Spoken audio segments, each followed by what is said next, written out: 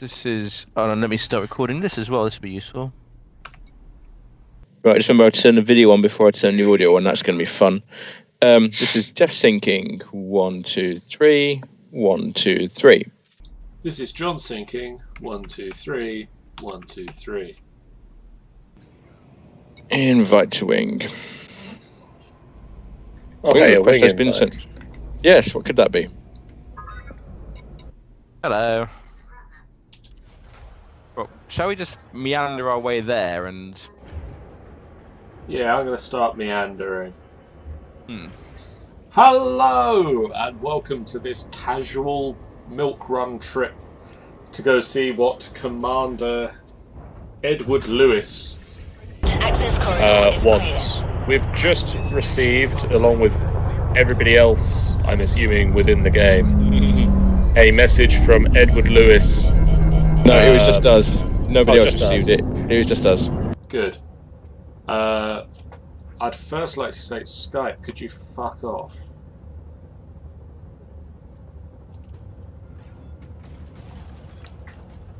I think maybe mistaking Skype with Siri there. No, I'm not. Skype has started this thing. I don't know if you've got the latest update to Skype. But you know, it used in the to do corner. that little minimize thing in the corner Yeah. when you're not looking at Skype. It's doing that now as a massive grey box. You can't see it in the recording because the recording's only capturing the game window. But it is right over the engineering and mass locked and fuel gauge. And Can't you close it? Can't you close it and then No. it won't hang up the call? Oh, okay. no, as soon as I close it, it brings Skype open, and as soon as I close out of Skype, You know it what brings it's doing. that back up to say, "Hey, you're still in the Skype call." Hey. It's showing the person who's speaking, that's what it is. No, mine just says who's in the Skype call. Jeff FBF and Jeff Bridges.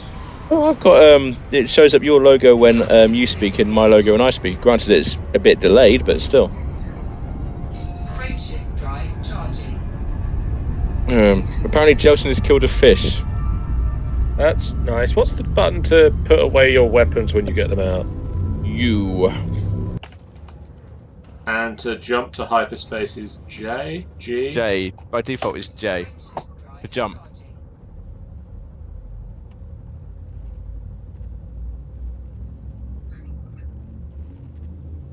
So, what do we want to talk about while we're journeying? Well, we should possibly explain what we're doing. What I'm going to do is I'm going to send you, Jeff, a little thing that you can insert here that shows what the email says. Okay. Insert here. Yep. Incoming message, Commander.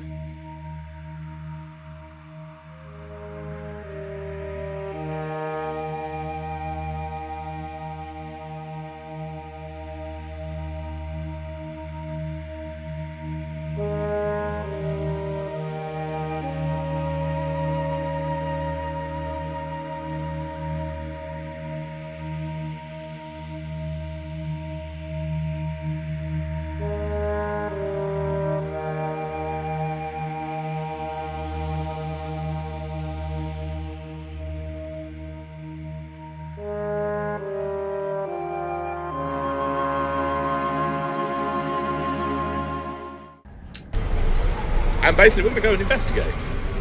Okay, we're going to investigate this. It's about time we actually got in on one of these things where they say, "Hey, go and look at a thing," because we've done it. We've had it a few times where we've been to go to record a let's play, and they say something, but then by the time we get on and do it, Is this true? it's not a thing anymore, and everybody knows about it. And I mean, everybody's going to know about this one by the time the Let's Play comes out anyway. But for us, it's day of. Literally, the email went out 10 minutes ago. Yep. So we are racing there from across the galaxy. Uh, I should be scanning this stuff actually. I can make a mint when I get to the other end. So while we're doing this, E3. That's the thing. This is the first E3 in a long time where I've not had to look at stuff for the site. Like, this is the first E3 in a long time where we've not had enough of a news. Like, we used to do all the news. We used to do all the E3 coverage. Yeah. It's nice now for a change not to be doing that. Like, this was the week where things just didn't work for a news website. Because it's kind of like, if all of the events happened in 1 week. Like, if you were a a sporting news website, if all of the sport for 2 or 3 months just took place in 1 week period. Yeah. You'd have a 1 week period where you were incredibly, insanely busy, and then you'd have 2 or 3 months where you were going, well, this guy said this thing, and that's about it that happened. Because it's kind of a case of, after the week of E3, for about 2 months, I think a bit less so now, because you've got Gamescom, which is in August. It used to be that the news came out at E3, and then that was pretty much it for the rest of the summer. I'm just going to fly around this star for a bit. So might need to refuel a bit. Yeah, carry on. So sort of when we did the weekly news podcasting, when we did the news as a regular installment on the website, after E3 occurred, like, you'd have all the build up to E3 and all the things that were gonna happen at E3. Like, we had a few years where they leaked out early, where things took place before the event. Like, you'd get the combination of this thing is leaking, and also this thing is being announced before the event, so that we can get the big coverage on it. Yeah.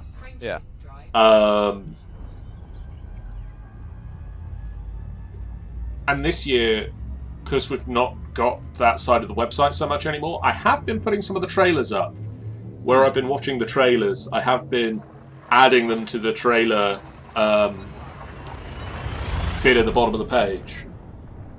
But, like, last year, and pretty much every other year that we've had the website, it's been a case of breaking your fingers typing fast enough to get all of the trailers uploaded, to get all of the coverage written.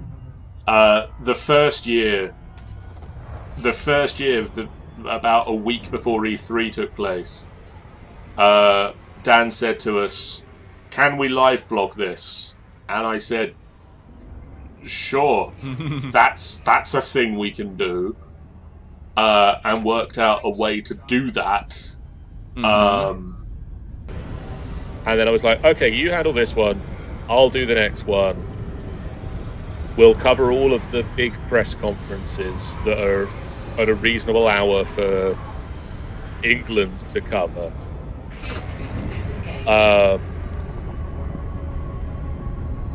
And then sort of in the middle one, I don't know if you even were around at this point in FBF history, but there was, I think it was in the middle of the Ubisoft press conference in year 1 of Final Boss Fight. I just got this message from Dan saying, take over, my kitchen door's fallen off. Yeah, life happens it quickly. His kitchen door had collapsed in the middle of this live blog that they were doing, that he was typing up. And so suddenly the live blog went from him saying things to me going, this is a trailer for a game that I'm sure they mentioned before they started playing it. We'll find out what this is together, guys. Oh, it's this game. Oh, that looks good. Oh, cool. And, look, we're back to these people who I guess work for Ubisoft.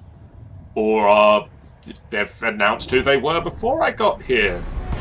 That's nice. They're saying good things.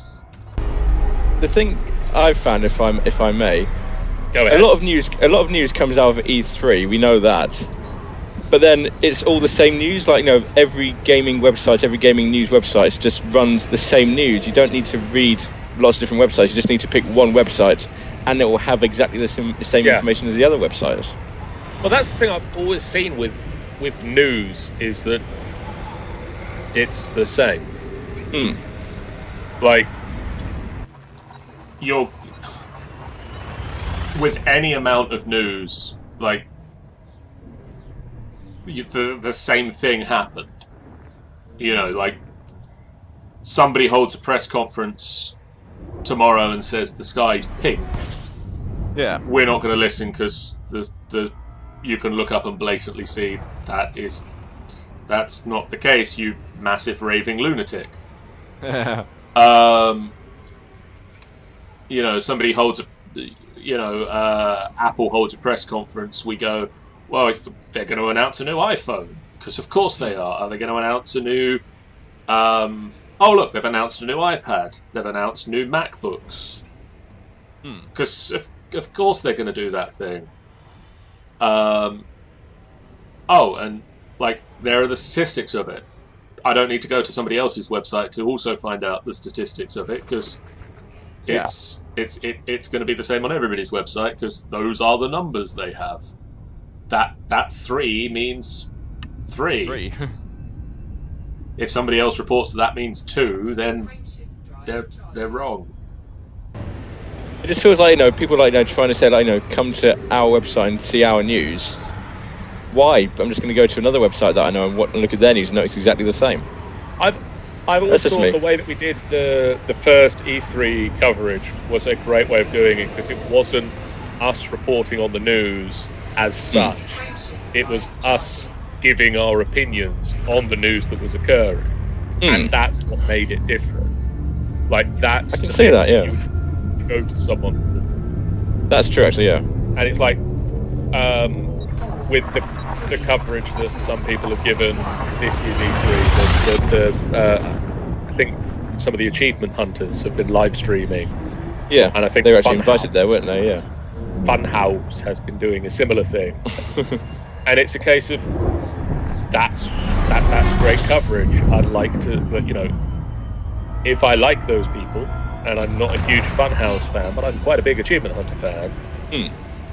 I would go and see, I might, if I was going to sit down and watch the press conference, I might prefer to sit down and watch it with the coverage of that guy I like from the thing I watch. And see his opinions on things. And that's also kind of what I'm hoping that we're going to get out of this is people tuning in to see what we think of the news, what is occurring. And also us also hilariously dossing around the galaxy trying to find a thing that... the thing that happened. That happened. Yeah.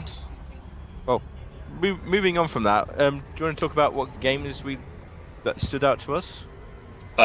Sure. I'm a little behind on this E3. So I've actually up with a lot of it. I've just some things jumped out at me, but not a whole lot. I'm not a huge Nintendo fan, so I could really not that bothered about what the Nintendo coverage said, but a lot of people are. I know that much. I'm interested to see it. I've not looked at it just yet. I've heard a couple of things. I know that Rocket League is coming to the Switch, which is interesting. I know that Skyrim is Skyrim. Well, they kind of had to do that because it was teased right from the very off. Well, I mean, it's been teased from the get-go, so I mean, we knew it was coming. It was just a matter of when. I think more than a matter of if. Like they outright had it in all of their promotional materials, and so I think it was a case of when are you guys going to do that thing? You've got that thing. Eat. Sparks are flying, Jeff. I'm alright. That was a very hot sun. What do you think of? My thing's smoking now. What do you think of? What do you think of the new Microsoft console, the Box Zone? The Xbox One X. The Box Zone. You don't pronounce the X's. Oh. In handles, online names, you don't pronounce the X's, surely. So it's the Box Zone. Yeah. I don't know. Is it supposed to be a brand new console, or is it more like an upgrade to the one? I'm thinking they should fire whoever comes up with their naming department. Oh, no. They did something clever with that, though. Well, kind of clever with that. What's the initials of it? What's the initials? XOX. The full initials. Oh, they're MXOX? Xbox One X. Oh, It's Xbox. It's Xbox. Yeah. Huh. I never actually counted the Xbox as separate words. I know it only works if you do that, but yeah, people would say like, that must be why they've done it. It's the PlayStation 4 Pro. That's all it is. It's the PlayStation 4 Pro, but in Xbox form. So it's not an up. I thought that was the Xbox One S was the Pro. No, the Xbox One S is a slight tweak of the form factor. Ah, okay. The Xbox One X is a new innards, and the PlayStation 4 Pro is new innards. I am waiting to hear, because I'm just waiting to hear from Sony fanboys saying, "Oh, how can Microsoft imagine to do such a thing?" Whereupon we can go, "I think you'll find your team did that first." Yep. What would be good, and I'd really love if someone at Microsoft heard this and got an idea. For those of us who have an Xbox One already, and obviously not planning to go for the Xbox One X, if they release like an upgrade pack or an upgrade box, That'd be nice. that you can just like plug in via USB, because USB 3 is very fast. So you could just be able to handle the processing The separately, expansion packs files sort of thing. or like even though some bits of hardware that to bring it up to Xbox One X standard in a USB thing. I don't think anything is going to drastically change with the optical drive between now and ever. And most games do go on download anyway, so all it is just processing power and a graphics card. Yeah. And a graphics card is just processing power as well. Exactly. Yeah, just dedicated processing power.